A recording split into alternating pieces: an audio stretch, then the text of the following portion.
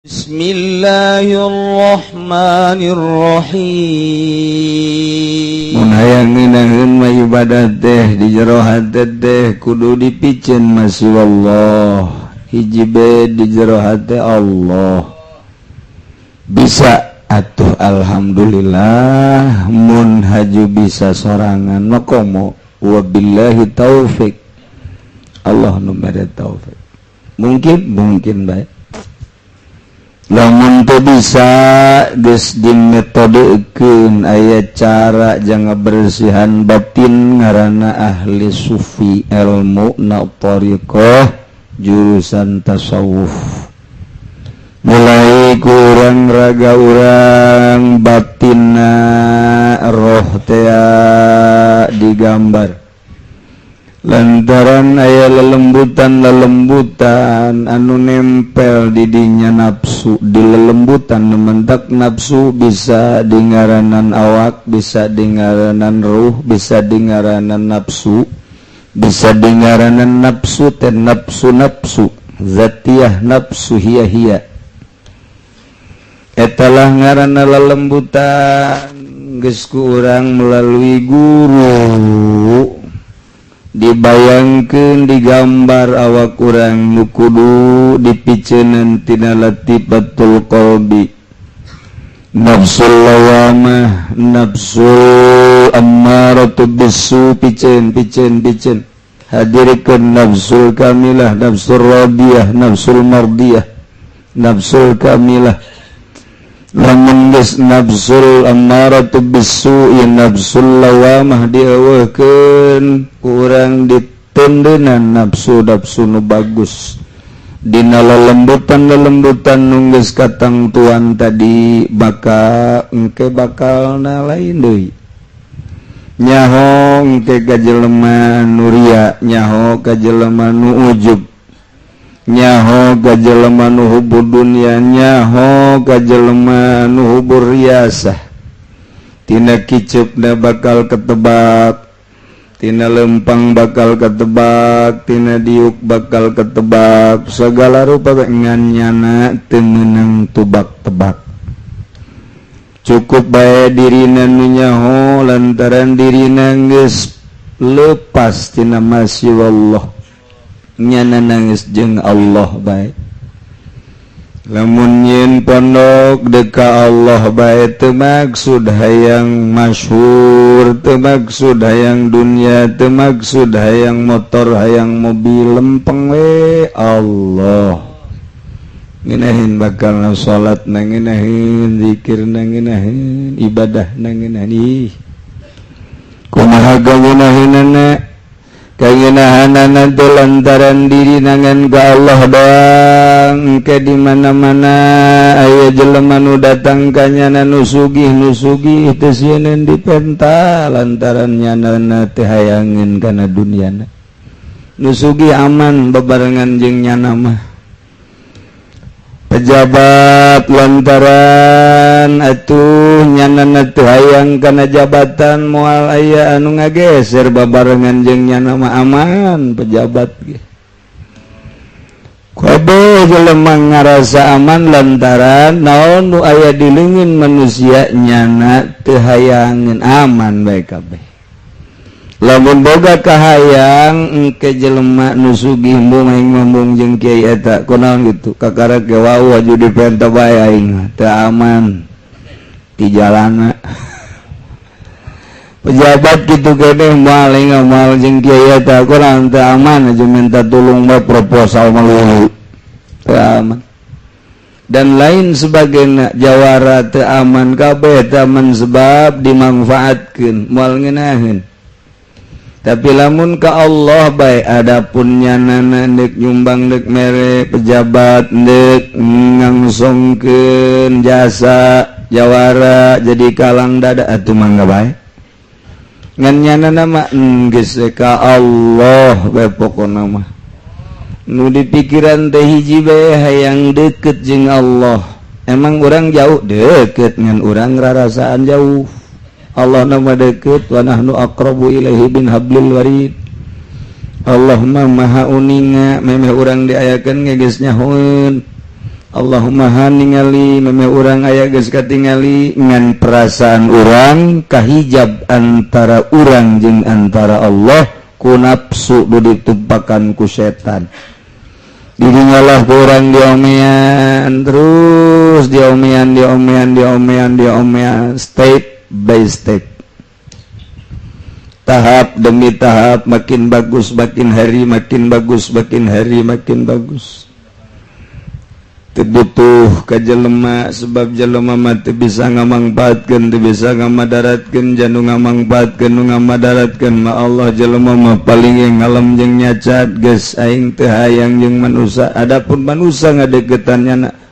kumaha kabae mangga dunia gitu gini. Dunia teh bahrun amikon warikona sung kathir, dunia mah fana. Wahayang aing ngahiji neangan anu rusak mending kanu nyieun dunia. Adapun dunia titirilikan kos cucurut datang anu sabananyana moal jeung nafsu, sebab nafsu mah cilaka. Inna nafsala ammaratun bisu, yaitu ku nafsu aing pepegatan jeung nafsu sabisa-bisa aing. Nafsu ge seseleh itu kene setan datang ka betaheun karuru, setan di dirina lantaran tirok di paraban. Setan teh di awak urang malah lintuh sebab babarengan berjamaah jeung urang. Nah makin bagus makin bagus makin bagus. Aya makom-makom di makom tobat sehingga karasa tobat teh, di makom tawakal sehingga karasa tawakal teh, terus di makom ridho karasa ridho teh, naik terus plek bae seakan-akan naon nu kadeuleu teh Allah bae.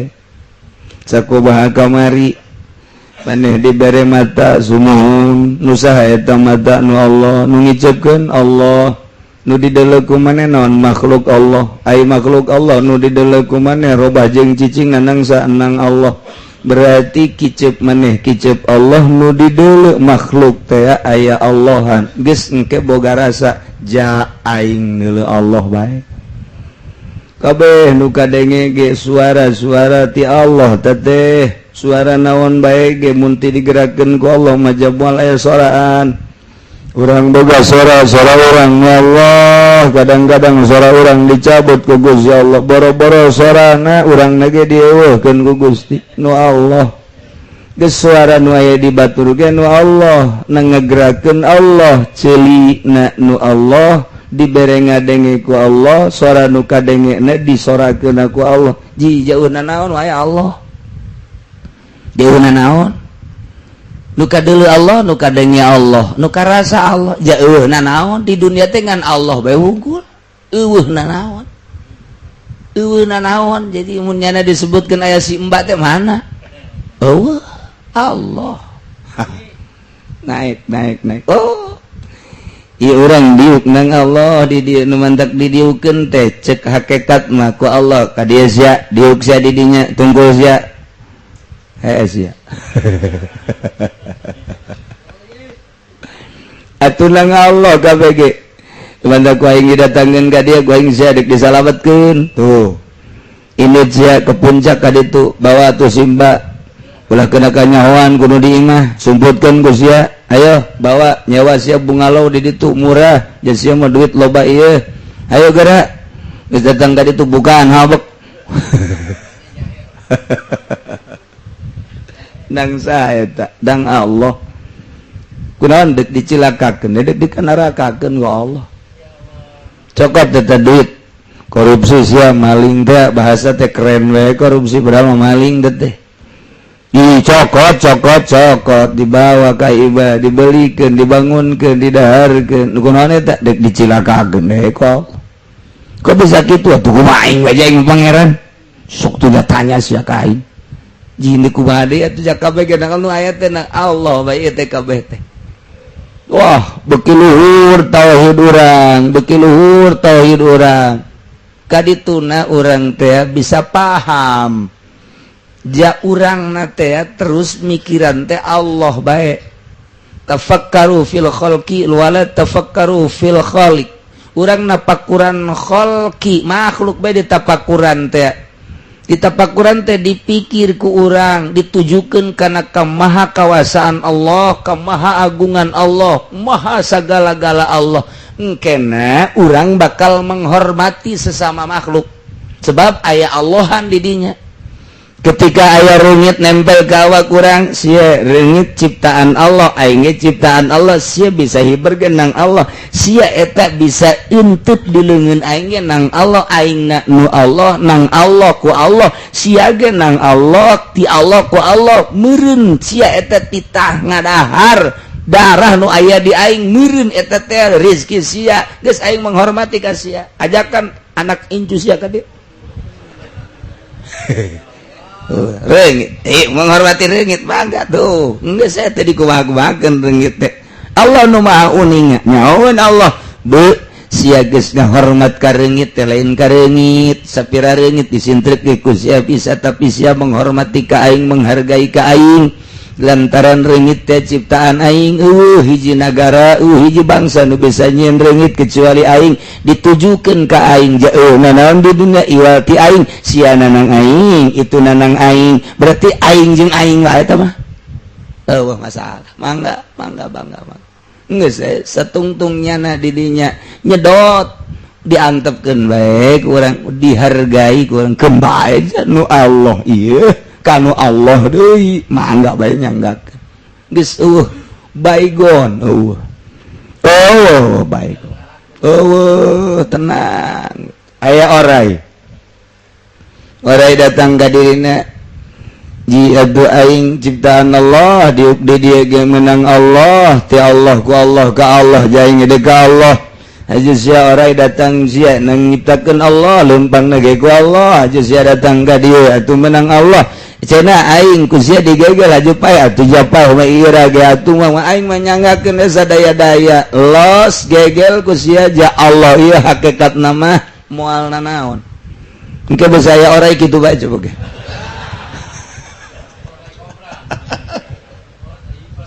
cek tadi ge can makomna mah atuh ulah can makomna mah tuh lumpat begitu aya oray teu lumpat dicarekan ku Allah dicarekan ku Allah sia kudu terlumpat pan kumaha Allah ge rarasaan sia kumaha rarasaan sia aing nyaho makom sia makom syariat kunaon sia terlumpat digegel modar sia bahaya sia neraka sia aican makomna mah teu ulah oko suku kula didongengkeun ti aican makomna mah ulah sok sambarangan aya santri aya kiai mencit kotok santri gitu kan maksudna atuh santri neangan kotok ke mana inya gede menang 3 poe kajawan ku kiai oh ceng lah tuh kotok-kotok Allah ieu sia ge nu Allah kumaha mah dipencit geus janu Allah ieu kabeh nuhun atuh dipagahan ta kunyana menang 3 poe teh embe kiai nyoba da dipencit atuh kiai neangan embe atuh kunyana dipanggihan mama hampura lah jakulan nu Allah kiai ge atuh mama nu Allah embe ge nu Allah kukula dipencit ge nu Allah ieu pancak mama ge kitu cek mama kahayang masa imbang bae atuh atuh gede teuing sia atuh eta teh lawan teh can datang ka makomna mama teh ulah kitu tetep bae can datang ka makomna mah syariat ganti bae. Oh kesalahan mama tuh tadi diganti baik ku mama tah eta kudu kitu syariat deui bae sebab naon ahli hakikat mah geus eueuh kotok eueuh embe leungit mangga teh teuing cartuan si Abdul Qadir aya nu laporan anjingna leungit teu nyaho boga anjing eta mah hadam-hadamna bae miara anjing jaga-jagaan hartana sedengkeun hiji anjing 100 gram di pakaian emas bebeja ka tuan Syekh tuan aduh anjing nu anu sok ngajagaan anu teh leungit emas da ulah deui ka karak emas da anjingna jeung siana aing mah moal kudu mikiran jawaban kitu abad dia teh mah eueuh naon cenah ayangan Allah doang itu cenah itu harta besi leungit mun teu dijagaan mak bawa kabeh paling kabeh oh masalah aing geus eueuh naon di dunia ngan Allah doang hiji sakira-kira leungit bakal moal diteangan jangan Allah doang nu ngayakeun Allah nu ngeuweuhkeun ya Allah atuh kumaha Allah bae mun masih keneh urang leungit diteangan syariat ngaranna syariat apa ngaranna mantap geus ulah diteangan geus ulah naon-naon urang boga cincin kemudian cincin urang dipake aju aya nu menta urang hooken ieu teh daripada engke ka babawa salat hook jasa cincin dipenta aduh mending ulah dibikeun bikin nu urang embung bae tah eta bae ayo resep keneh bisi ka babawa salat tungtung mah pelit bae eta kos kitu dunia mah kitu bae kudu kumaha tah geus ulah dipikiran luhur teh ge kos kitu teh nah beki luhur geus datang ka hakikat ti syariat naik ka tarekat bagusnya na sulukna jeung kholwahna sehingga teu betah jeung makhluk katebetahan jeung makhluk teu percis digambarkeun okos Kangjeng Nabi mantas ti guha teureuseupeun ngadenge obrolan makhluk kitu keneh Kangjeng Nabi Musa alaihissalam barang turun ti gunung Tursi cek cenah ngadenge suara-suara manusia persis kok suara bedul bae lamun sakira-kira eta dianggerkeun suara eta dararasaan eta moal bisa dakwah Kangjeng Nabi Musa lantaran nilai jelema kos bedul nilai jelema kos monyet nilai jelema ngadenge suara-suara bedul suara monyet kunaon eta lantaran nikmat jasa ngadenge suara Allah tas ngeunaheun ngadenge suara Allah ngadenge suara manusia okos urang mantes lalaunan ngobrol jeung kabogoh aduh mending geus aku cinta malam ngahiang-hiang da suara teh ngahiang-hiang hiang berjuta bintang di langit satu yang bercahaya waduh eta ngejegar-jegar kana hate dada aduh sayangku da teu kuat ngadenge sayang doang urang mah pan datang ka kuari can urang disebut sayang encan ja eta nya lagi teu bogoh deui ka kapak ka urang aduh eta lamun geus ngadengeun sayang atuh pan ngeunaheun jasa kana hate urang geus caritakeun cintanya na cinta urang sayangnya na sayang haji urang ngadenge suara jelema pabelsat teu ngeunaheun eta kakarak makhluk jeung makhluk ieu mah jeung khaliq teu ngeunaheun mantak atuh Kangjeng Nabi Musa moal bisa dakwah dicabut deui kanikmatan eta engke bae cak Gusti di akhirat moal bisa dakwah anjeun dibalikeun teh karak biasa deui masa kira-kira eta teh dicabut teh kumaha dakwahna nu jelema kos monyet nu jelema kos khinzir ngadege suara-suara khinzir kabeh cabut ku Gusti Allah engke bae di sorga cek Kangjeng Nabi cek ka Gusti Allah begitu Kangjeng Nabi Musa dakwah terus rindu kanu eta Gusti hayang amat rindu jas ku ngeunah-ngeunah teuing muka lamah jeung Gusti ieu mah jeung kos kitu dibere sakapeung waktu ku Gusti Allah sedetik semenit dicabut deh Gusti seraku ngeunah-ngeunah deui ngeunaheun jas teu kuateun Kangjeng Nabi Musa ninggalkeun eta ketika dicabut engke bae di sorga tah urang ge kitu mun ngobrol jeung kabogoh teh tambah lagi waduh teh jauh hujan sing geleger galedeg itu terus bae makanya di sisi kuburan no problem ngeunaheun padahal mah kuntilanak lo mantepkeun kunti-kunti urang-urang ja urang ge keur ngahiji jeung kunti ieu oh masalah ku ngeunaheun datanglah urang ka martabat wali ma'rifat jati ma'rifatna ma'rifat khosoh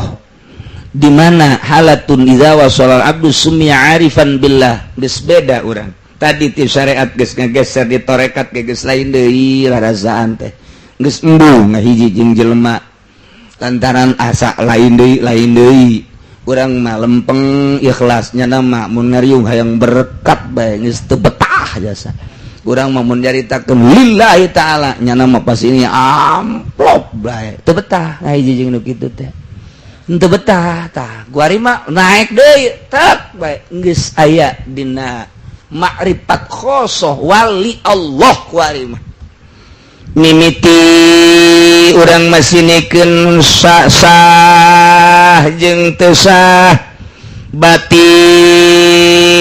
jeung teu batil pikih acuanana urang teh hayang bener susuganan we urang ka sorga acuanana sakitu kuari mulai ngalingitkeun dunia alhamdulillah bertorekat teh hayang jeung Allah bae hayang ge sorga embung dunia geus ditinggalkeun hayang teh akhirat. Nu dimaksud akhirat kesenangan akhirat surga. Ketika urang geus jadi wali, dunia teu hayang, sorga teu hayang. Hayang ge nu nyieun dunia jeung sorga. Dibere sorga teu hayang. Cenah aya bidadarian ulos jang sia. Aing mah hayangna jeung Allah bae, geus puncak jasa tah mah. Sedangkan Allah nu diharapkeun wusul teh wallah nu bakal kapanggih di akhirat Allah na nu ieu teh. Allah nu bakal kapanggih ku mata urang nu kuari maka panggihna ku mata batin. Eta teh Allah nu kuari nu ku urang disembah Allah mangan eta. Henteu dua henteu tilu hiji qul huwallahu ahad hiji bae. Allah nu bakal dipanggihan ku urang Allah nu kuari ku urang disujudan teh. Mun kuari urang geus usul ilallah geus wawuh jeung Allah atuh Allah eta teh. Kuari nu Allah bakal kapanggih di sorga teh kuari urang geus datang ka Allah asa bareng jeung Allah asa ndeuleuh ka Allah asa ngadenge Allah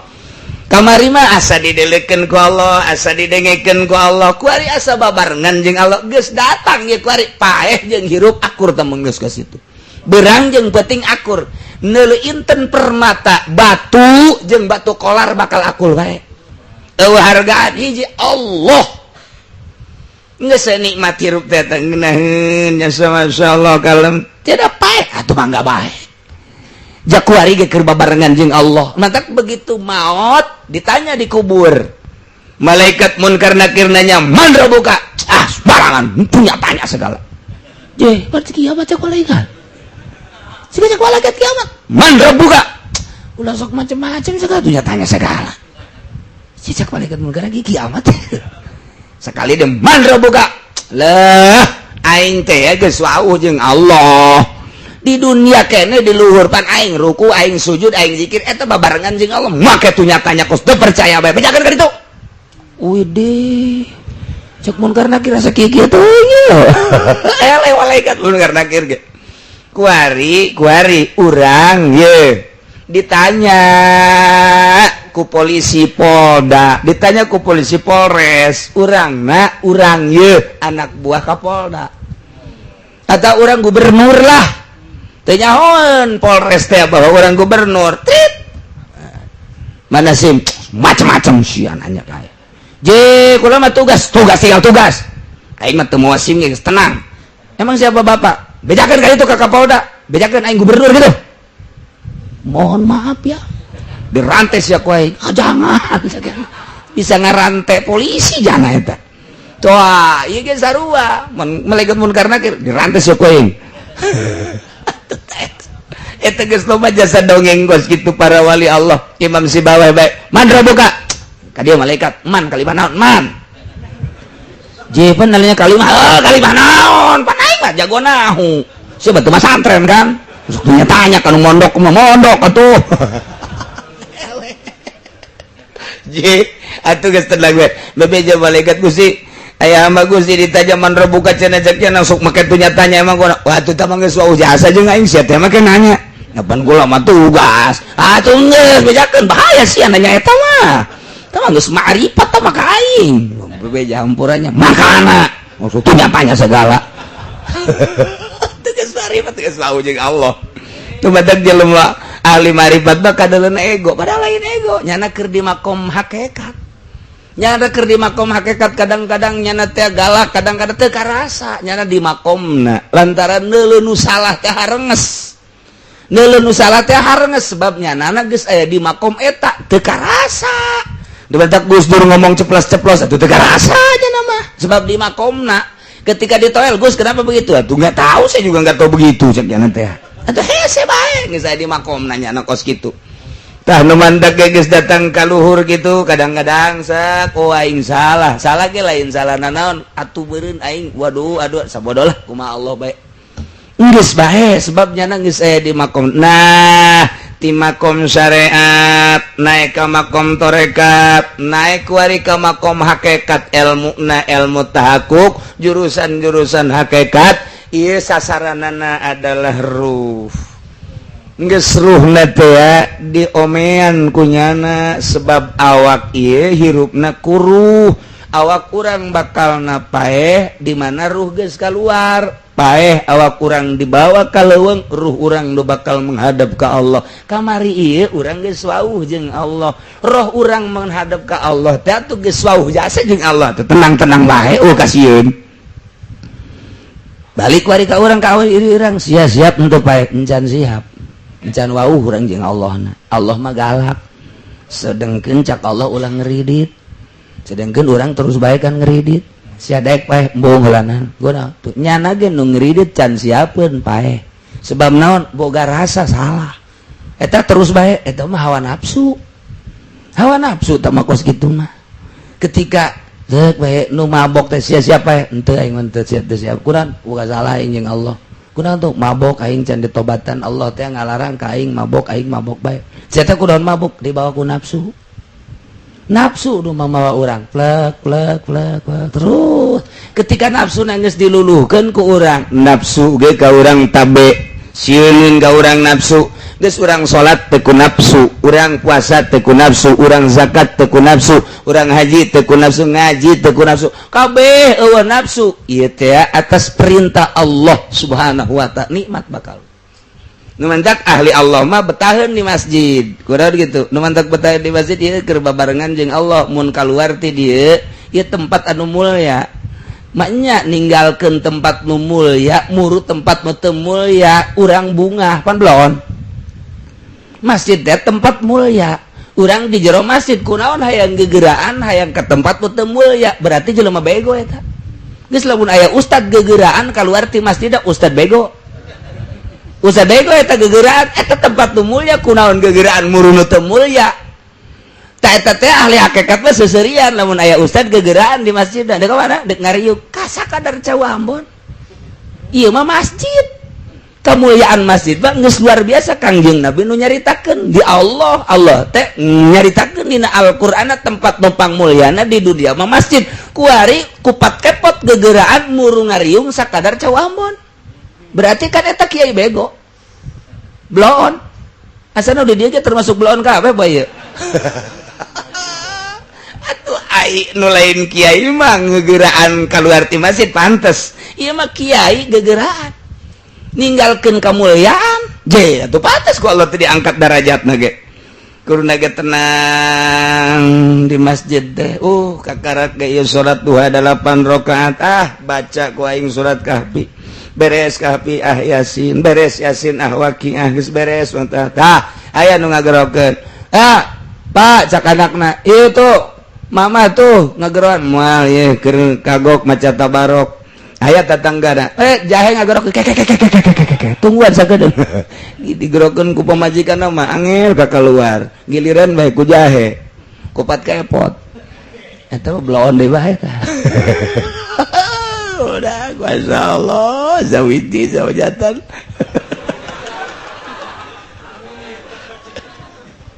aduh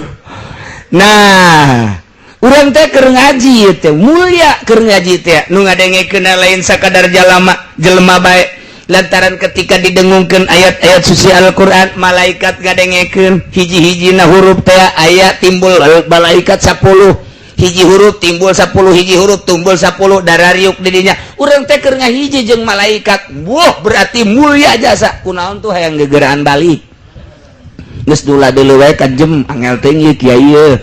sial jasa aing boga janji jiji atuh kakak mah kakak bae ka ditu tempat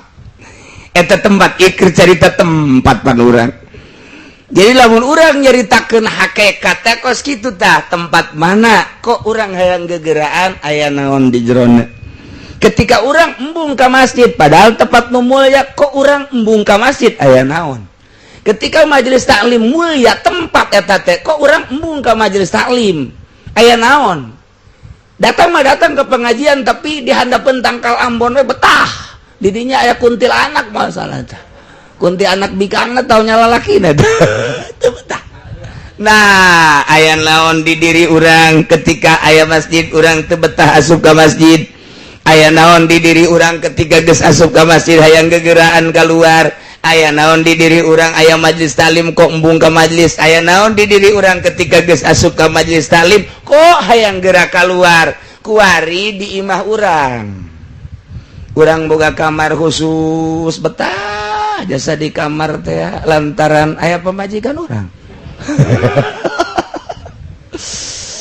tempat curhat zahir batin curhat luhur handap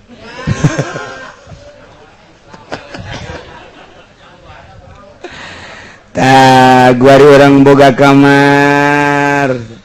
tesa ke jangka waktuna 1 tahun 2 tahun ja awal nama orang telah leng-leng ibadah teh kabelah dia ngeunaheun istiqomah di kamar eta teh bisa tahajud bisa salat hajat kemudian bisa salat duha di kamar eta teh aya kenikmatan di kamar eta teh kunci ke urang kamar ngeunaheun jasa ta eta kamar teh henteu sambarangan di kamar eta nu mantak abuya selalu di dinya bae boga kanikmatan data di dinya secara zahir malah sapira bangunan kos gitu tapi secara batin di dinya aya kanikmatan nyana dibukakeun hijab antara dirinya jeung Gusti Allah aya lazat ibadah sabodo sedek neulekeun deuk henteu sedek milu zeuk henteu sabodo aing mah aing di dieu bae aing aya nikmat eta tempat teu sembarangan nah kitu keneh kamar urang ketika urang dipake terus ibadah malaikat datang hadam malaikat ibadah mah terus ka urang ke kadang-kadang ngahudangkeun ka urang geus lila-lila mah urang teh sare dia geus waktu da ye jam 2:30 biasa hudang can hudang ke dihudangkeun ku jana tet hudang bareng hudang jija pocong orang tetangga nu paeh teh sial das moal teh aya hadang urang biasa karasa kurang karasa suku teh dikitu-kitu urang usah sah ulah sieun eta hadam urang terus urang ibadah mantep nah kuari geus maca Quran urang maca Quran teu sakabehna Quran nu ku urang dibaca teh aya lazat henteu aya hiji-hijina ayat nu nikmat ka urang di mana urang maca Quran bari tadabbur ketika aya hiji ayat anu menyentuh terserah ku Allah dibukakeun hijabna ayat mana macem-macem kumaha wali Allah bae mungkin bae ketika maca Yasin wal Qur'anil Hakim Allah mere hijab blak di dinya eta ayat teu sembarangan pastinya mengulang lagi ngeunaheun ayat eta teh aya kenikmatan tersendiri batur geus teu nyahoeun dibaca ku batur ku kumaha ge sabodo aing ngeunaheun jasa aya anu wa man la a'budul ladzi fatarani wa ilaihi turja'un ngeunaheun di dinya teh ta eta bae dibulak-balik bahkan aya hiji waliullah salatna salat eta baca eta nya nama salila hirup eta bae lantaran eta keur dibukakeun hijab geus moal leuwih moal aing mah moal maca nu naon deui eta bae kajen ku kumaha ge eta bae cenah mah eta bae geus cenah mah aya waliullah anu pas dibukakeun hijabna lazat teh jeung Gusti Allah teh surat hal ataka haditsul ghasyiyah wujuhu yawma idzin khasyiyah amilatun nasibah tasla naran hamiyatan tusqa min 'ainin aniyah laisa lahum ta'am datang kadinya teh dibukakeun hijab ku Gusti Allah teh geus datang kadinya engke rakaat kadua eta deui engke babacaan unggal page bismillahirrahmanirrahim hal ataka haditsul ghasyiyah lantaran ngeunaheun jas engke ge aya nu menta cai ge hal ataka haditsul ghasyiyah atuh majur lantaran nyana kerasa jeung Allah pan anu nyageurkeun teh Allah sedengkeun nyana boga rasa keur babarengan jeung Allah nyana teh boga rasa eueuh nu aya mah Allah teu kudu dijampean fuh hah eta cai nyeri beteng fuh hah tanyakeun kumaha eta paeh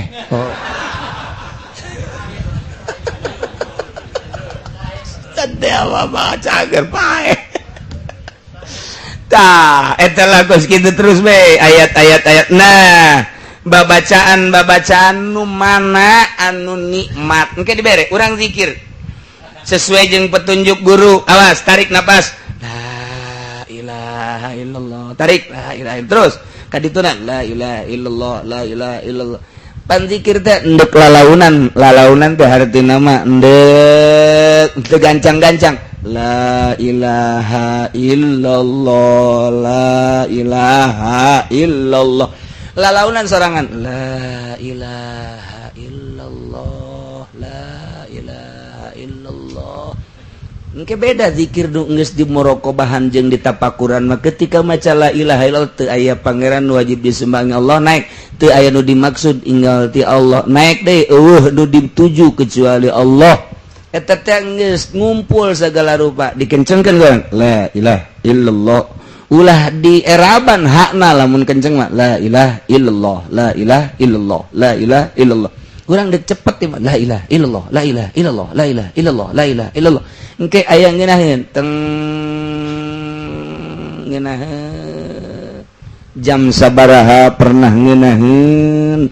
keur zikir nu mana pernah ngeunaheun aya zikir lambat diberengeun bakal lambat bae kana jelema artina lolobana lambat bae aya nu diberengeunahna teh keur kenceng bakal kenceng lolobana zikir teh eta urang mah lambat teu ngeunaheun kenceng teu ngeunaheun emang urang mah kos kitu. Nah aya jelema dibere lambat jam sabaraha kadang-kadang teh nya nama zikir teh jam 11:30 mandi ngala wudu langsung cicing diuk sigrep kunci jam 11:30 berang saat batur macem-macem di pasar di kantor di jalan nu kempes ban segala macam wah geus macem-macem lah jam setengah nya nama di kamar sorangan la ilaha illallah la pepegatan jeung alam sekitar nyana keur jeung Allah kok jam sakitu sih pernah menemukan jam sekitu teh keindahan kenikmatan akan diulang lagi jam sakitu aing mah pernah manggih ngeunaheun amat zikir teh kos kitu kunyana waktu diberengeunna ku Allah teh diberengeunna kumaha silana kumaha sikapna kumaha cara zikirna bakal ngulang sorangan nyana bakal ngulang sorangan geus pernah dipanggihan kunyana seperti eta jeung batur bakal lain deui kangeunahanna nama sarua ngan beda tingkahna atuh salah tah mah kos kitu mah si ieu mah jam sakitu diberengeunna mengulangi deui diukna kos kitu carana kos kieu si itu mah lain keur ngeunaheun teh tengah peuting diukna kitu-kitu aya nu ngeunaheun bari nangtung zikir teh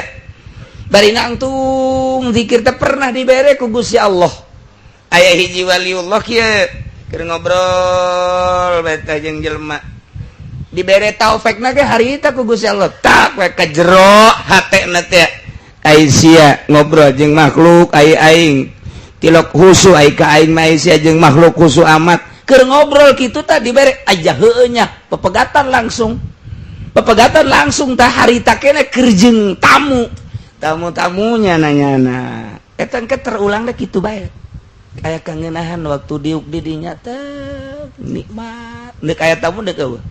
geus bae diuk bae di dinya mantak sih nyata geus aya jelema nu diuk bae kos kitu teh bari ngabaso sih eta keur ngeunaheun eta jeung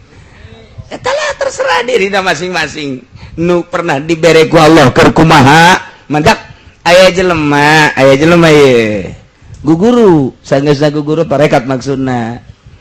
henteu bisa nyana kholwah teu bisa hese amat ieu kholwah teh lantaran nyana berkecimpung di yayasan teu bisa atuh lantaran setahun 2 tahun 3 tahun teu bisa Allah mere penyakit stroke teu bisa leumpang kuari nyana di kamar bae lah sakjadana aing mah ieu di obatan moal diurut moal endek ibadah bae ka Allah lantaran sakalian boga ti guru lah geus bae kholwah bae nyana terus bae bisa ya kacai mah sorangan ngarayap-rayap geus anak-anakna kabeh deuk mau ka rumah sakit moal abang mah geus kumaha Allah bae endek anu ngurut henteu terus bae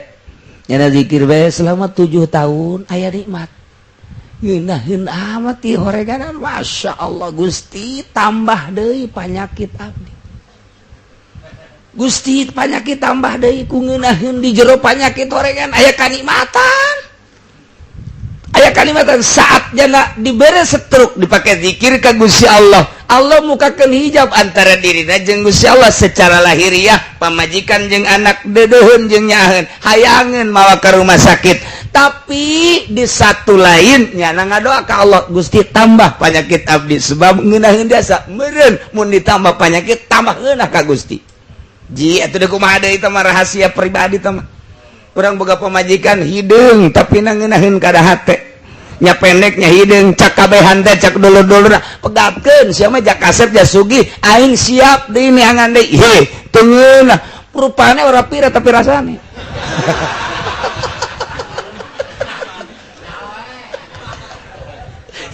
atau pribadi lagi sekarang ini kumaha tuh atau tuh bisa dikitu-kitu can puguh nugilis can puguh nun molek dan lain sebagainya bisa ngahibur dirina tapi ieu mah geus jelas hideung nyungir pendek beke tapi kok ngeunaheun ka hate kumaha ngeunaheun anak ketika nyanandek mandi dibawakeun anduk ketika manehanana isuk-isuk hayang kopi apa hayang susu dibawakeun ketika deka mamana sendal dan lain sebagainya ketika dek sare keke di kepangebutankeun heula ketika dek sare keke pangmencetankeun heula ketika servisna pohara nih atuh ieu mah hese ninggalkeun anak anu kieu bae masyaallah kutang geus ngabledeh ti heula kadang-kadang jeung nu geulis mah muka kutang angel datang ka turun deui temperatur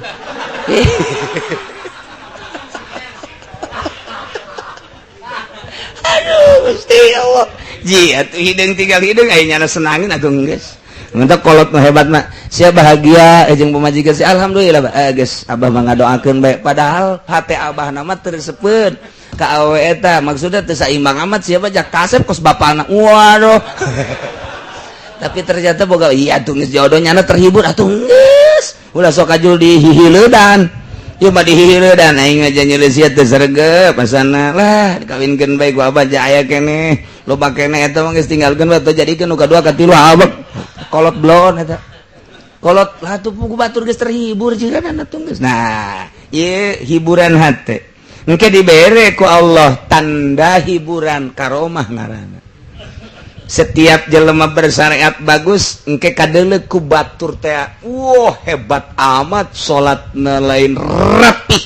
ketika ditorekat engke bakal kadeuleu andieukeuna jeung hilimna ketika engke jadi wali dibere karomah jangan hibur dirina bahwa dirina diangkat jadi wali dihibur ku Gusti Allah karomah teh hiburan kos para nabi dibere mujizat dihibur ku Gusti Allah hiburan para nabi para rasul dibere mujizat hiburan para wali dibere karomah kumata diantarana mundar gembul teu subuh-subuh eta karomah eta campur genderuwo macam-macam karomah nu dibikeun ka para wali hanya dirina lah nu ngarasakeun makin dibere karomah dihibur ku Gusti Allah makin tambah keyakinanna ijah makin loba karomah makin embung nyana ngadoa ka Gusti cabut karomah abdi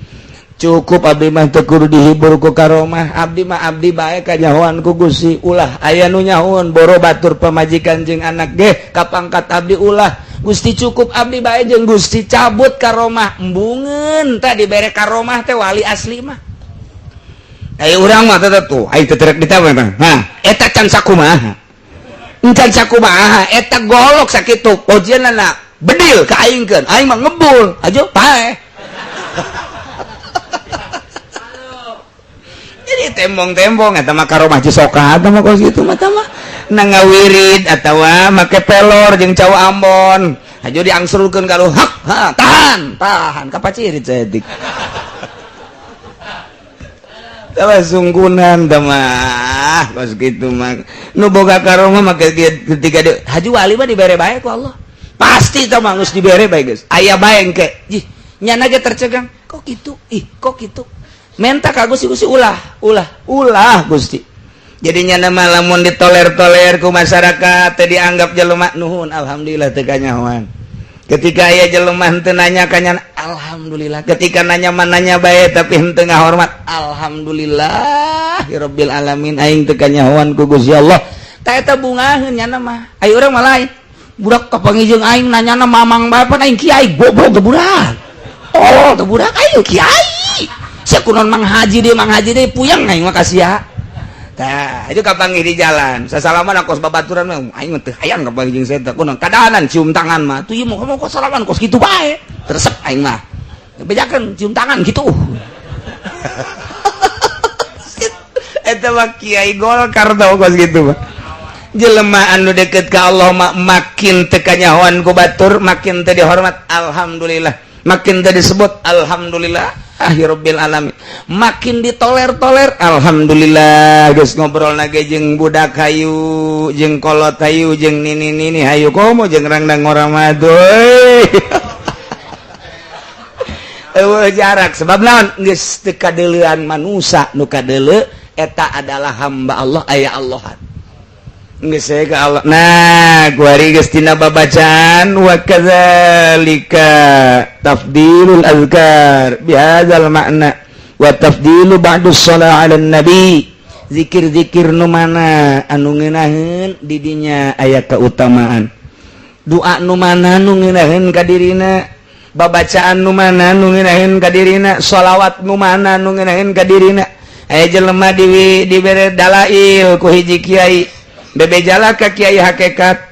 mama kulan abdi ieu geus ijazah dalail di kiai anu haju kuari dibaca bae ku abdi asana teu ngareunana ulah dibaca ku sia ulah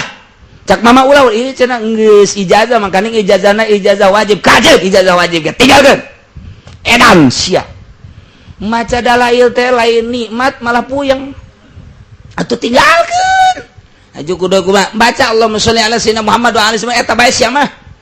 lantaran percaya aja kiai hakikat tinggalkanlah dalail kuari dibaca Allahumma sholli ala sayyidina Muhammad wa ala ali sayyidina Muhammad Allahumma sholli ala sayyidina Muhammad wa ala ali sayyidina Muhammad nanya deui ka guruna ka guru hakikat teh anu dianggap hebat kiai maca Allahumma sholli ala sayyidina Muhammad wa ala ali sayyidina Muhammad sabaraha ulah loba 7 bae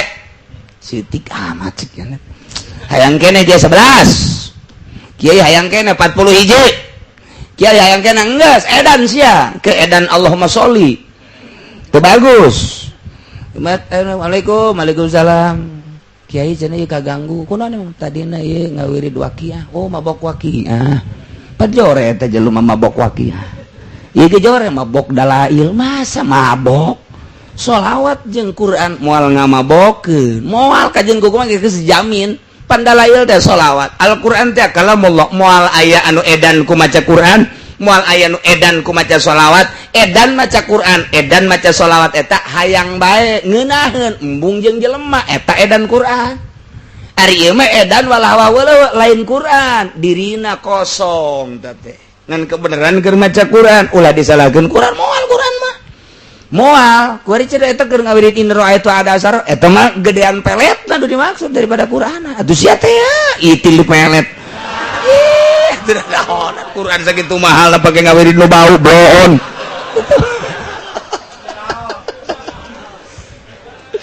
tah nu nyahoeun mah kajen teuing itu dalail tinggal dalail lain teu bagus dalail teu cocok jeung dirina begitu dibaca Allahumma sholli ala sayyidina Muhammad wa ala sayyidina Muhammad encan kebel macana teu kebel bebeja kiai ku ngeunaheun teh awak hararampang atuh pasti hampang nya macan nangan 7 heuh sebab diri siapa caru aya maca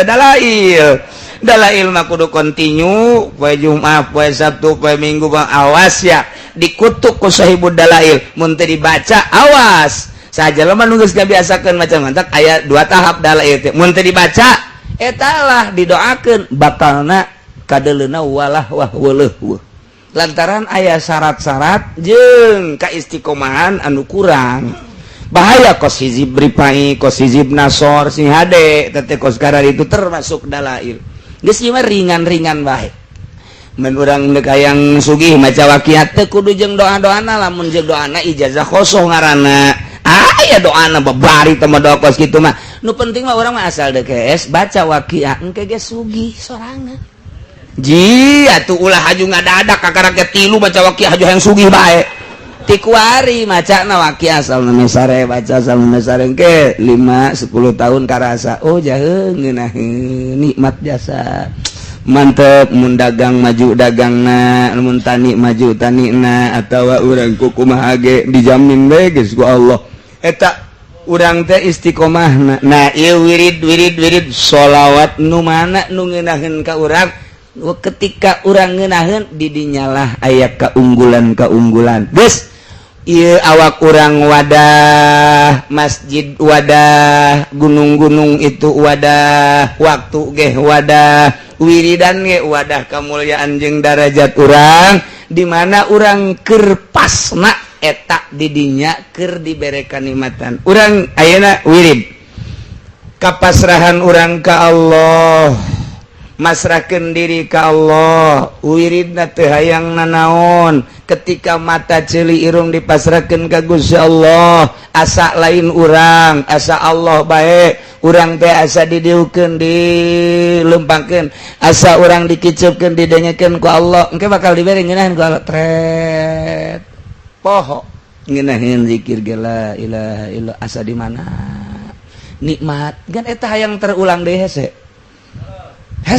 kapasrahan urang nu pol di nolkeun sama sekali nggak nolkeun diri urang teu sambarangan mantak ge berangkat deui tah nyana ngadoa ka Gusti kon teu terlalu dibere henteu terus dibere cak Allah aing ngresep ka sia mun cara ngorandang mangorandangna jiwaliullah ke sabulan dibere sabulan teu sabulan dibere sakali ke sabulan dibere sakali deui sabulan ngan dibere sakali kanikmatan nyana bebeja ka Gusti ketika dibere kanikmatan unjukan Gusti kok abdi diberena sabulan sakali cak Gusti mun cak bahasa urang ilham aing resep ka sia mun cara ngorandang mangorandang tak ka aing neuleukeun ngorandang sia aing resep mun cara naik mah morosot deui naik deui morosot teh tak aing ku sia aing neuleukeun sia naik morosot resep tah eta geus kitu teh resep biasa tah urang lamun boga kabogoh tah urang teh ayeuna nyili bae kabogoh urang neangan tah urang teh ku diteanganana resep waduh neangan ka unggal jelema nyanana nyumput bae neangan ka dieu tah eta teh indah jasa waduh asa jadi raja koang-koang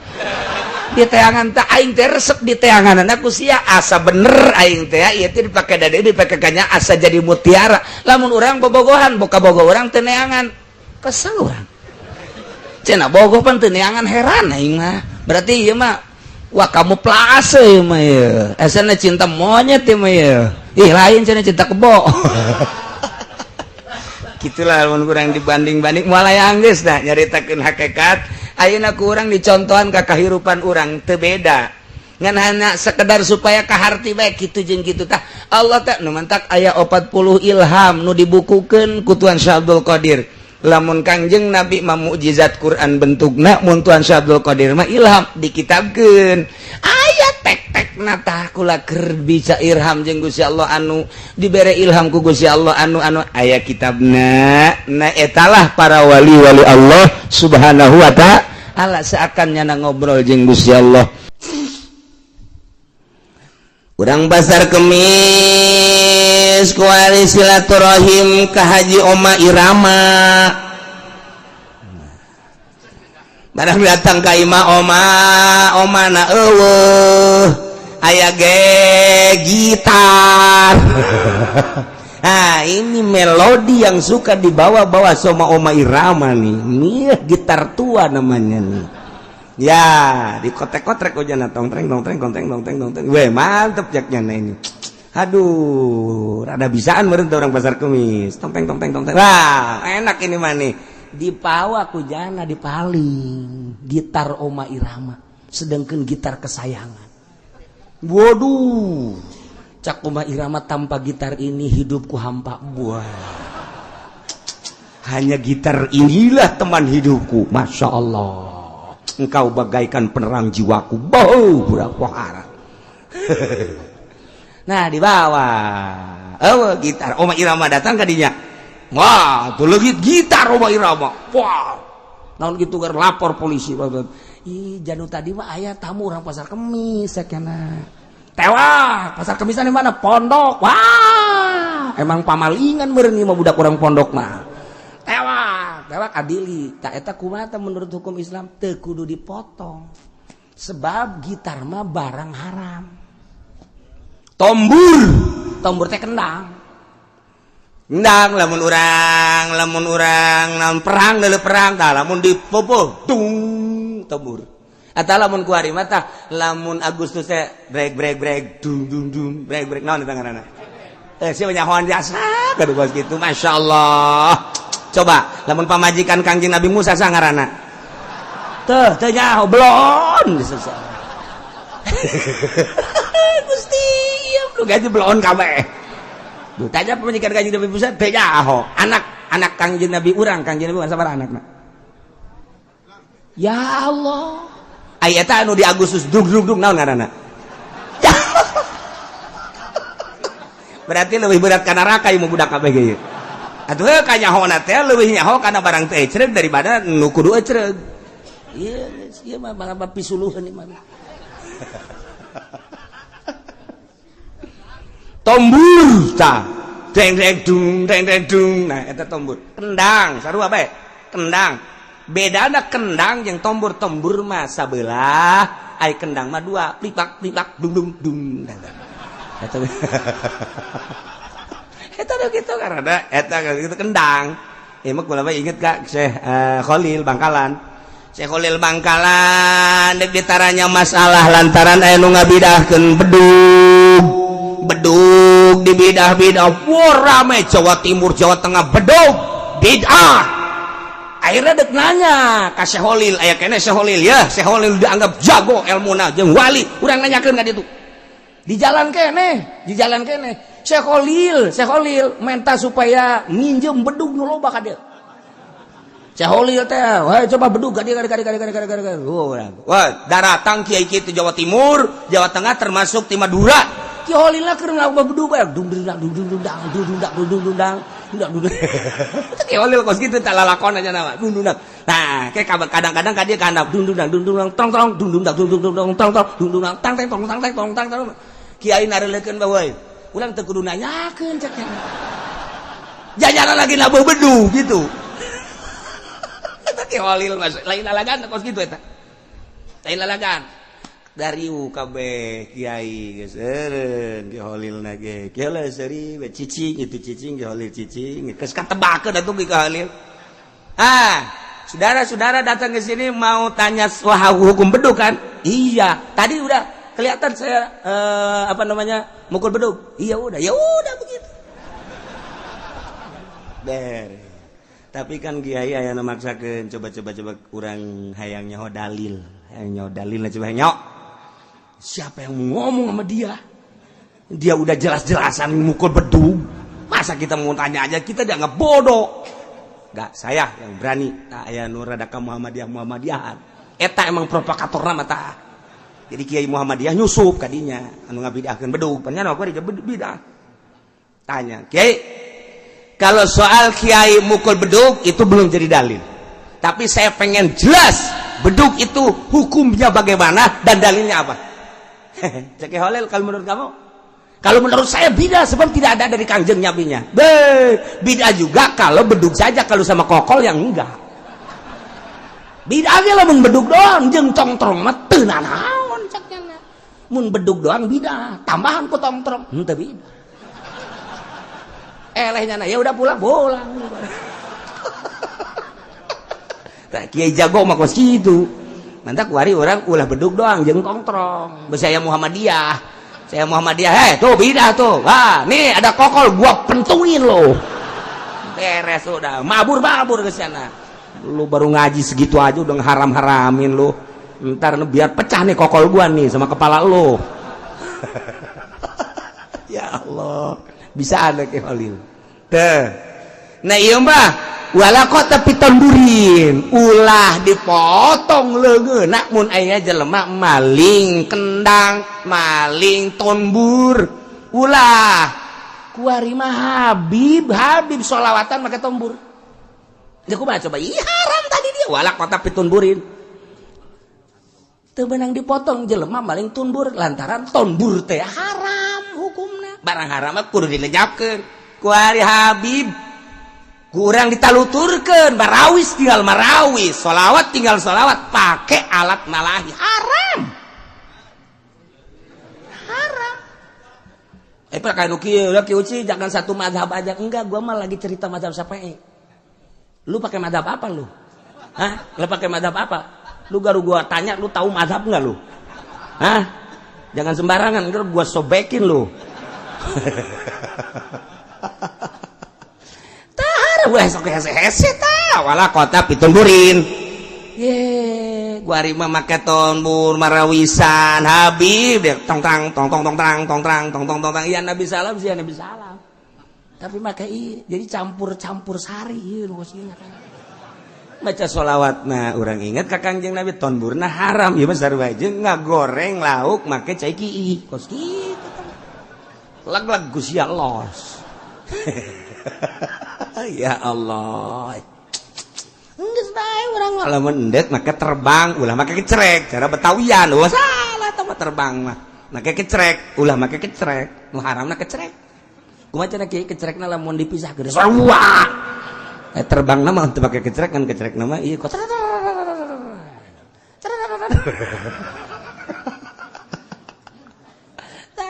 urang gua di akhir zaman teh dibawana ku kiai paneta kos kitu aju kiai ti Karawang mah mareke organ nu ngadengekeun apan sia. Sok haju saralah bae heran nih. Dakwah mah dakwah bae sih hayu sabisa-bisa sok haju acak-acakan. Moal di kieu tah dijelaskeun wala kota pitunburin. Teu kudu dipotong leungeunna jelema maling tonbur. Kunaon sababna? Sansan tonbur mah haram. Wanawihi teh jeung samjambat sabangsa tonbur dina pada haramna. Dicontohan ku dia kamizmarin model suling wasonamin arca atau patung wasolibin jeung solib palang eta haram kitu keneh wa gitarin lan gitar wa kecerekin lan kecerek ayo sia daon deui ayo wa ekok-ekokin atuh rebab eta kabeh wa nang ning nong tanu sok asa gede kieu teh ditabuhan naon eta ngaranna hah lain anu pararanjang nang ning nong naon kan tuh yahoan bae kenong nyaho gambang nyaho Masya Allah. Nah cek malaikat karena lu tahu gambang tahu kenong wah gua siksa lu lah cenah kieu ge nyaho nang di sia aing mah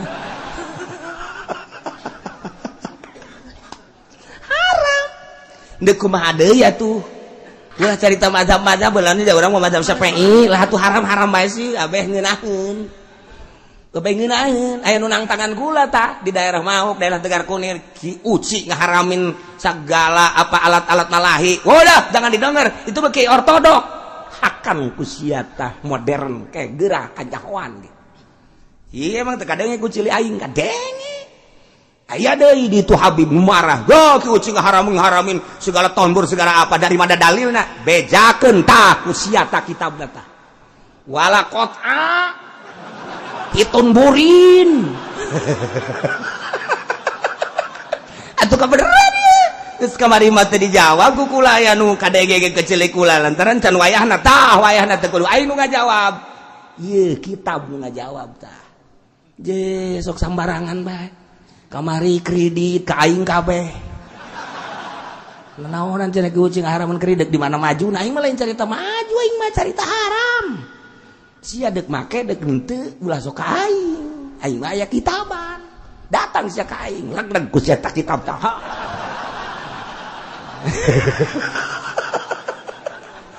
Sok aing mah heran ieu masuk ngalawan ka Allah.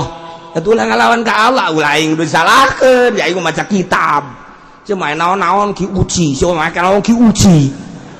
Kadenge ku aing Tegal Kunir kaki uci, di Gondrong kaki uci, di Serang kaki uci kadenge tah ku aing celi aing. Habib di Jakarta ki uci. Ya, ya Habib di ngacak-ngacak lahan bae Habib. Maksudna haram bae wala kota pitunburin. Teu kudu dipotong jelema maring tonbur. Emang kunaon? Haram. Wanahwi dan sebangsanya kamizmarin suling teh ceurik eta teh kadangena mah kurang tutut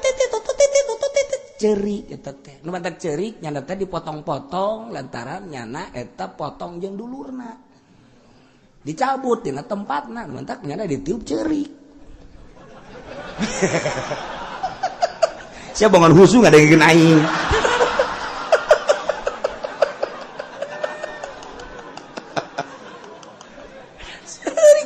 Urang bege pisah budak leutik bisa di mana ceurik. Komo eta mah dipotong-potong, ditiup ceurik eta teh gitu beneran ieu mah lain lalagaan. Aya ngaji fikih mah kos kieu. Cerita di luar mazhab aya deui ngan moal.